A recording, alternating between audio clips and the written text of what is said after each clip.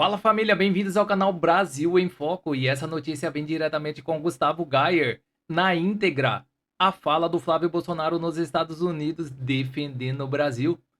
Fiquem até o final para entender tudo com clareza e vamos deixando os créditos na plataforma para o Gustavo Gayer. E não se esqueça de deixar o seu comentário e de dizer de qual cidade você vê esta matéria, para que possamos saber até onde está chegando a nossa audiência. E já se inscreve, ativa o sino e compartilha este vídeo para que chegue a mais pessoas. Sem mais enrolações, vamos à matéria. Esse é um daqueles vídeos que tem que rodar o Brasil. Enquanto nos últimos meses Lula dedicou a maior parte do seu tempo para defender e proteger criminosos, traficantes, bandidos do PCC e do Comando Vermelho, e não manda nem sequer uma pessoa representando o Brasil para defender a nossa nação na audiência pública sobre a seção 301 que pode impor novas tarifas no Brasil, quem vai lá e fala em defesa do Brasil é o Flávio Bolsonaro. Então agora eu vou deixar com vocês aqui para vocês assistirem a defesa que o Flávio Bolsonaro fez de 4 minutos e meio, tentando impedir que os Estados Unidos criem novas tarifas sobre o Brasil, baseando em crimes cometidos por Lula. Então vamos lá. The Commission, ladies and gentlemen, good morning everyone. My name is Flávio Bolsonaro. I'm a senator of the Federative Republic of Brazil, leader of the opposition, and the president pre-candidate for my country's October elections. Last month, I met with President Trump, Vice President Vance, and Secretary Rubio to urge the United States not to impose tariffs on Brazilian companies. Today, I would like to share with this Commission the same arguments I presented to them and explain why that request serves the interests of both Brazil and United States. The 2025 data show that these tariffs have not produced the results the United States intended. Instead, they have been politically exploited by Brazil's current administration. The very government these measures were meant to pressure has gained strength in the polls, while Brazil's trade with China reached a record $171 billion, more than double its $83 billion in trade with the United States. China has absorbed Brazilian exports that were displaced from the American market by these tariffs. In other words, every additional tariff strengthens the very government it's intended to pressure. Because of the limited time available today, I will address only 3 issues. All 6 are discussed in detail in the written statement I have submitted to this commission. The first is censorship. The confidential orders directed at American digital platforms did not originate in Brazil's National Congress. They were issued by a justice of Brazil's Supreme Federal Court and by President Lula's administration, based on executive decrees and judicial rulings rather than legislation duly enacted by Parliament. A 25% tariff penalized the entire Brazilian people, except the very authorities responsible for those decisions. The second issue is corruption. Corruption is one of the greatest scourges facing the Brazilian people. There is no disagreement on that, but corruption has identifiable perpetrators.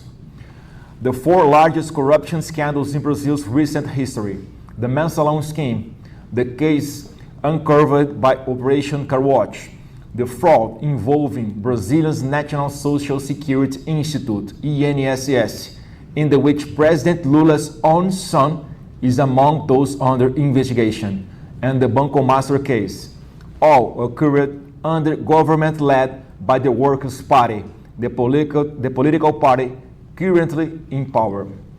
Brazil then experienced 4 years under President Bolsonaro without a single proven corruption scandal. Corruption has become a defining feature of Brazil's political left. The Brazilian people should not be punished for it. The third issue is PIX.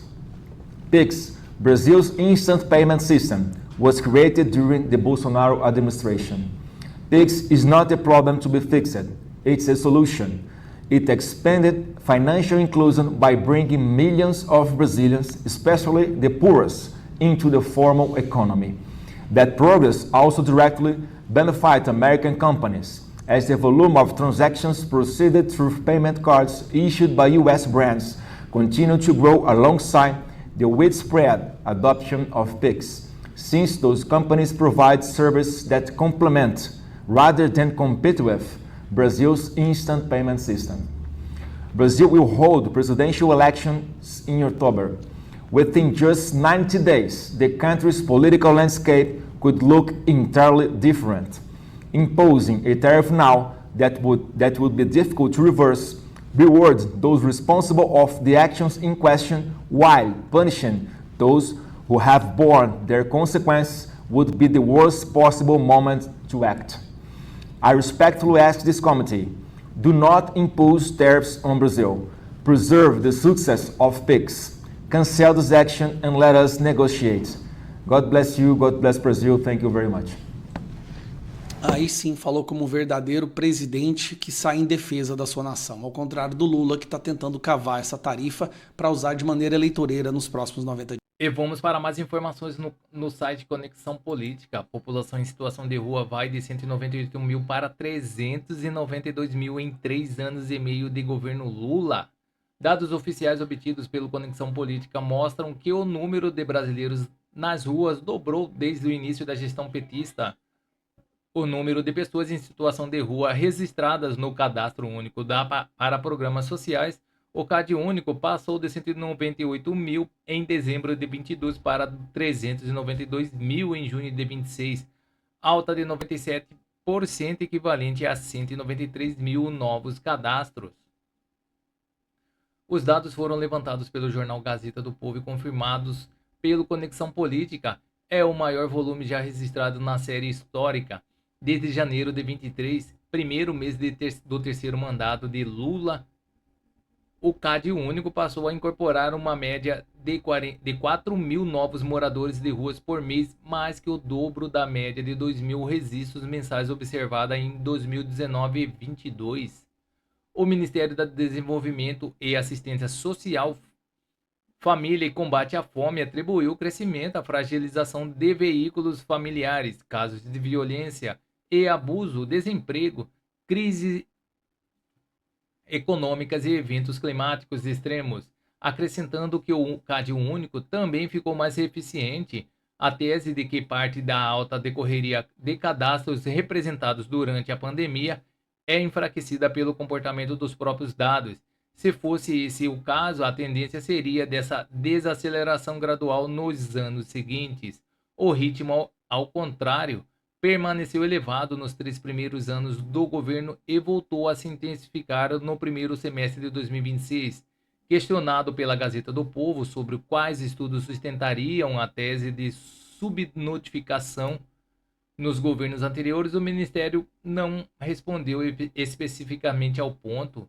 O número absoluto, os maiores contingentes permanecem concentrados nos grandes centros do Sudeste. São Paulo registrou crescimento de 88% no período. O crescimento proporcional mais expressivo, no entanto, ocorreu nas regiões Norte e Nordeste. No Norte, o cadastro saltaram de 4.900 para 22.800 entre janeiro de 23 e junho de 26, alta de 367%. O Nordeste cresceu 109%, passando de 29 mil para 61 mil.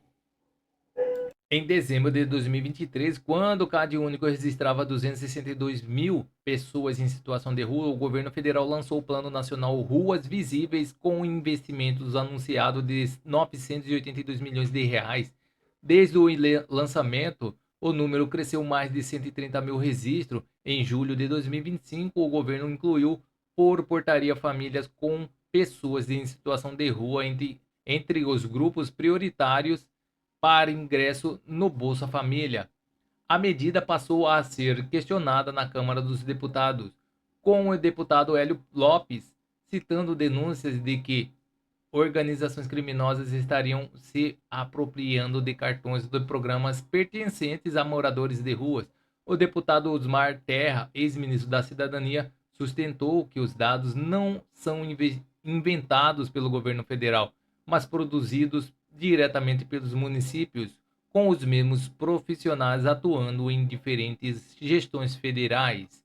Então é isso, pessoal. Essas são as notícias que estão circulando nas mídias da internet. Não se esqueça de se inscrever, deixar o seu like e clicar no sino para mais informações sobre política.